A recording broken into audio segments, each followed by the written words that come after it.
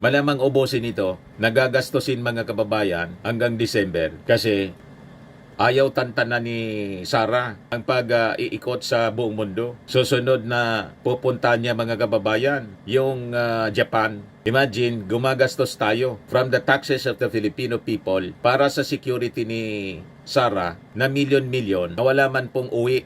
No gains at all, zero gains para sa ating mga mamamayang Filipino. Kaparitso niya, lahat mga kababayan. Sa lahat kaparitso, inuubos yung milyon-milyon na pera ng bayan. Yan o.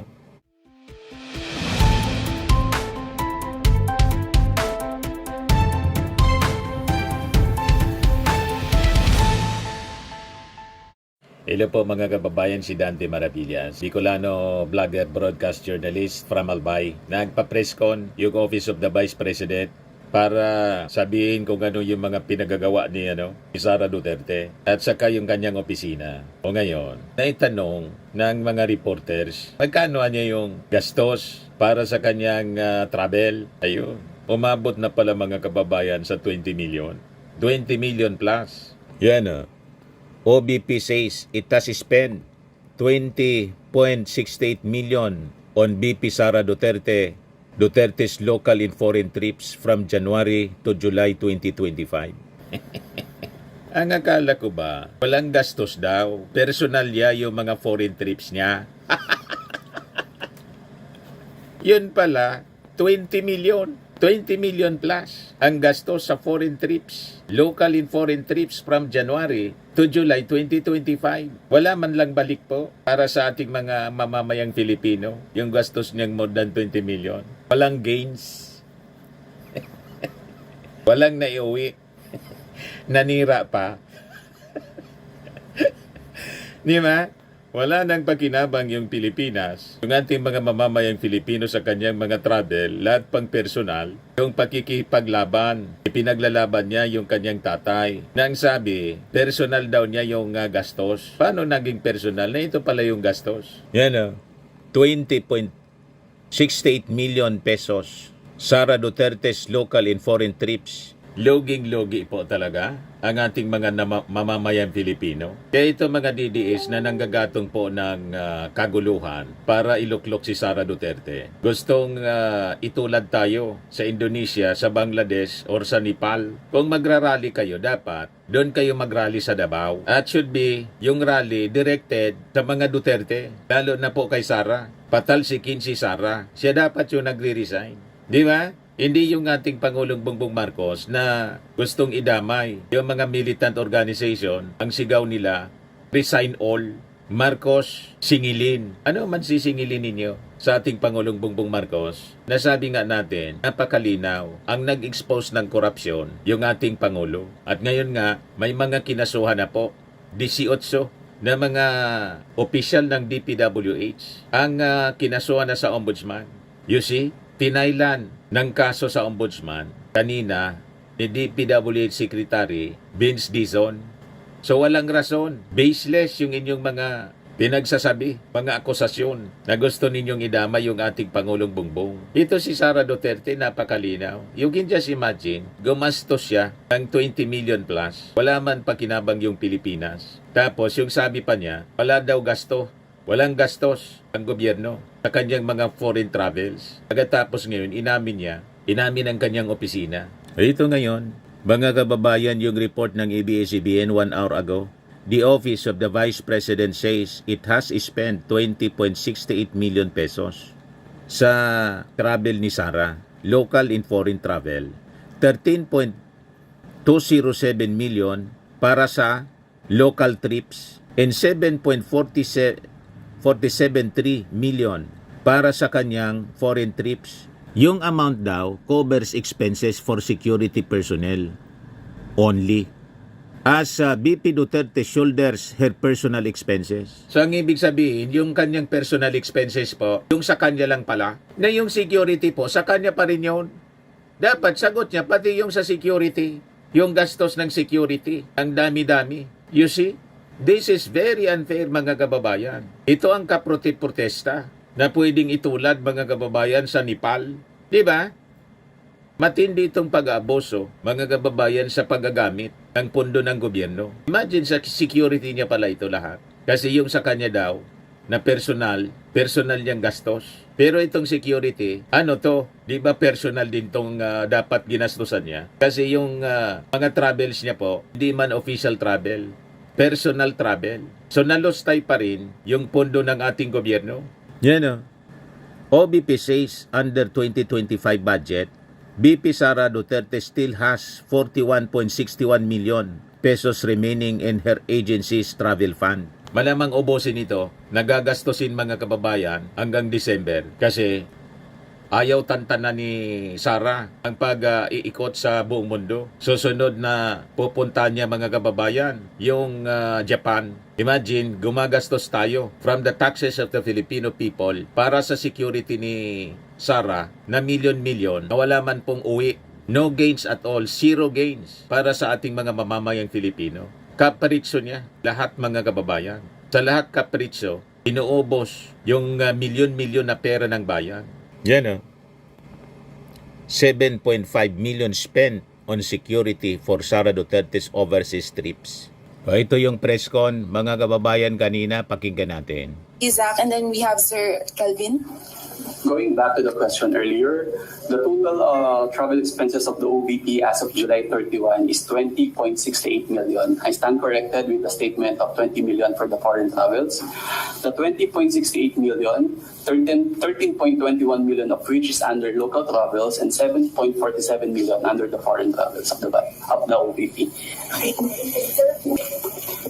Out of 20.68 million as of July 31, 13.207 million under local travels and foreign travels 7.473 million.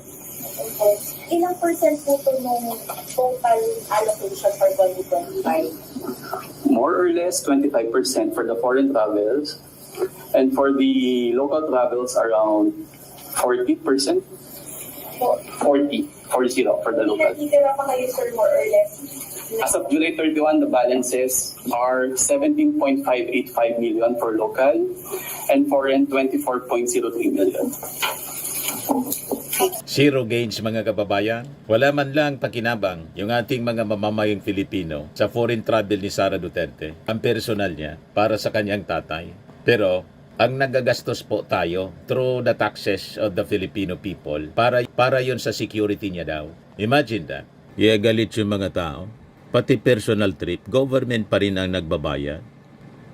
Galit ito. Lahat na lang ninanakaw kapat. Sabi ni Efren, sarap buhay sa bantay. Sabi ni Rod, wow, kapal ng mukha. Sabi ni Jesse Giron, grabe ha. Sabi ni Nelia Ortiz, kahit naman yung sinasabi niyang personal fund niya na namamasyal abroad, saan galing yon? Taxpayers money ang sinasahod niya. Wala naman siyang negosyo o maybe galing sa Pugos Drugs or nagkaroon din sila ng isabong.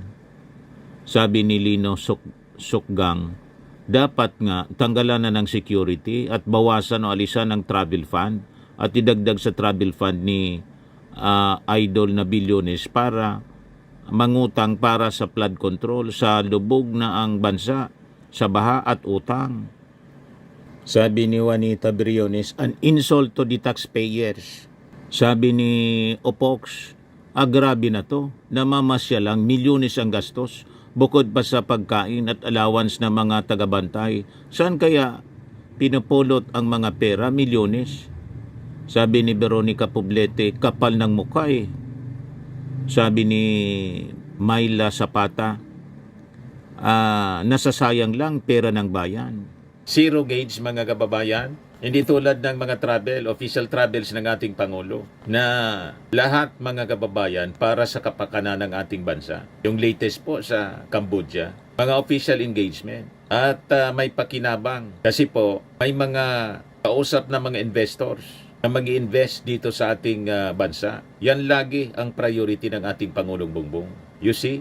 Ngayon, yung ating Pangulong Bongbong Marcos nasa Ilocos ngayon. Kasi 108th birthday anniversary ng kanyang tatay, si Apo Lakay. Nandun din si dating First Lady Lisa Marcos, Imelda Marcos, at siyempre si First Lady Lisa Marcos at buong family. So yan ang ating Pangulo. Marcos 108, birthday, anniversary. So sabi dito, sa report ng Inquirer, Marcos honors late father. He left a legacy of service, sacrifice. Yan ang legacy ng dating Pangulong Marcos Sr. Sakripisyo, serbisyo at sakripisyo. Yung previous administration, ang legacy po, EGK, kaya nakakulong po. Pagkatapos sabi ni Atty. Kaufman, gusto daw nilang makiusap sa ating Pangulong Bongbong para pahintulutan na makauwi dito yung dating Pangulong Digong. sabi ni Lucas Bersamin, it is outside of our purview. Sino yung abogadong yan? You see? O ngayon, pakinggan natin mga kababayan yung mensahe ng ating Pangulo sa birthday ng kanyang tatay. Ng 108th birthday ng aking ama. The provincial and government officials, employees, residents of Batak, of course, First Lady Luis Araneta Marcos, fellow workers in government, distinguished guests, ladies and gentlemen, and of course, the most special guest of all is our, tama yung sinabi ni Gob, our forever First Lady Imelda Marcos.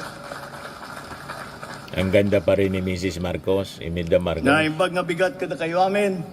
And first of all, I would like to thank all of you to have taken the time to join us as we celebrate the 108th birthday of my father here in Batak. It is as you can imagine, it is a very, very important day for the Marcos family because we remember the greatest of all of us, President Ferdinand Erdelin Marcos. Whenever we come and commemorate the life of Ferdinand Marcos, whenever we go back and relive the life and the life of service of Ferdinand Marcos, not only when he was president, but through his entire life. What we always can see, and what is always spoken of, is the great legacy that he has left us. It is a legacy of service. It is a legacy of sacrifice. It is a legacy wherein he made it very clear to us that if you are going to be a good Ilocano, if you are going to be a good Filipino, then you must be willing to sacrifice everything, including your life, for the Filipino, for the Philippines. We must always remember that to provide good service, to be able to bring good service to our people, then that will need, that we must remember, we must be motivated by the lessons that he left with us, the lessons that we must exercise good judgment and always side with the national interest and the interest of Filipinos. In everything that we do, we must be motivated by a true commitment to service, and it must be driven by a true love of every single Filipino and a love for the Republic of the Philippines. These are the many, many lessons that we must maintain always our dignity, and we must always respect the dignity of every Filipino. And not only respect the dignity of every Filipino, but we must fight for the dignity of every Filipino. We will not allow for any great power, any person, to humiliate or to put down any Filipino. We must also always remember that we must do the right thing. That despite the difficulties, we must always find ourselves on the right side of history. I always remember when I was still a boy, and he would constantly say, and that was something that was anathema to all of his thinking and all of his policies. And there was another lesson that we learned from, I was about to say the old man, kasi ganun nang, that is how we referred to him when he was alive. And another lesson that we learned from him is that we must always maintain our own dignity and the dignity of the country. And we must always continue to sacrifice that and to remember that sometimes the best thing to do, the most honorable thing to do, is the hardest thing that you have to do. But that is the sacrifice that we make, and that is the commitment that we have to the service of Filipino people. So when we remember all of these lessons and the very, very important and very, very wide-ranging and deep legacy that Ferdinand Marcos left to us, what we now, those of us who are still here and still hold his memory in reverence, what we need to do is to make ourselves worthy of that legacy, worthy inheritors of that legacy, that we must also live up to the standards that he set for us, that we must always continue to remember what we are doing, and that what we are doing is not for ourselves. What we are doing is for the country. What we are doing is for the Filipino people. And only then can we say that we are the proper inheritors of such a legacy. Only when we have shown that we have met the standard that he set for us when he was alive, and he continues to set for us in his memory, that is the only time that we can say, yes, we can continue his legacy. But this is not a job that is done by doing one good thing, two good things, three good things. We are only worthy of that legacy if we live a life of service, if we live a life of commitment, if we live a life of sacrifice for our people. If we continue to think of ways to help our people. One of the many things that he often would tell me, do not go by the path that is well trodden. Make your own way. Because if you follow other people, you will end up in just the same place. So that if you want to bring progress to the Philippines, if you want to bring a better life to Filipinos, you must find your own way. You must find your own path. And that is the most important lesson, in that we cannot continue to just do, as we refer to it now, business as usual, just go and continue what has always been done. We must continue to use our skills, our intelligence, our strengths, so that we can find new ways to be of service to the Filipino.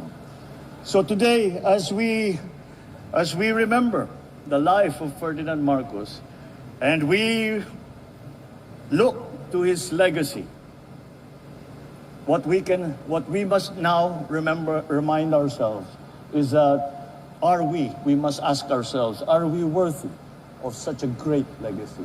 Are we worthy of such an important legacy? Are we worthy of such a deep legacy? We will only be that if we can say that we have given our lives to the service of the Filipino. And that is the ultimate lesson that we must learn and to live by when we think of Ferdinand Edralin Marcos Sr. Thank you very much, and good morning. Sa mga naghanap ng malinis and spacious fitness gym, pumunta lang po kayo sa aming Colossal Fitness Gym. We also offer Grab Car Rental with our brand new 2023 model ng Toyota Innova. We also accept booking for those who are planning to travel via PAL, Cebu Pacific, and other airline companies, local and international, and bills payment for Meralco Bills, PLDT, Aleco Bills, etc. Ang Colossal Fitness Gym is located at 3rd floor Security Bank Building, Landco Business Park, Legazpi City, Albay. For inquiries, look for Chilon Maravillas. Contact number 0966-802-0949. Yan yung aming Innova. Lagi na pong matao sa amin. Pati mga foreigners po, tingnan ninyo. Mga British tourists sila. Ang lalaki ng katawan na, mga kababayan, nag-gym sa amin. Ito naman po, Indian National. Ito mga taga Mga European sila. Ito naman yung bago naming product na binibenta online, Eye Glow Serum. Whitening po siya galing sa South Korea. Tingnan ninyo yung epekto sa aking anak na architect entrepreneur, Riz Maravillas. For inquiries, look for Riz Maravillas on FB. Ito naman po yung Firmax Firming and Lifting Cream. Pinapahid po sa mga pulses and other affected areas. Mainam po ito sa mga pains at paninigas na mga kasukasuan. Ito po, Automax Radiant Serum. Sa mukha naman yung application. Anti-aging po siya. You will look 10 years younger than your age. Ito naman po, yung bagong product naming binibenta online. I am Worldwide Amazing Pure Organic Barley Powdered Drink Mix from Australia. Endorsed by cancer survivor Maritoni Fernandez. Yan po yung iba pang mga celebrity endorsers ng product. For your inquiries, sa mga gustong mag-try at mag-negosyo, mag-message na lang po kayo sa amin. Sa akin, sa aking messenger, Dante Maravillas. At yung mga magninegosyo, sa aking anak po, pa-orient po kayo, Riz Maravillas. Sa mga mahilig naman po sa mga imported bags and wallets, dumiretso na lang kayo kay Ma'am Eileen Rosales, Eileen Closet. Nakabase po siya sa Amerika.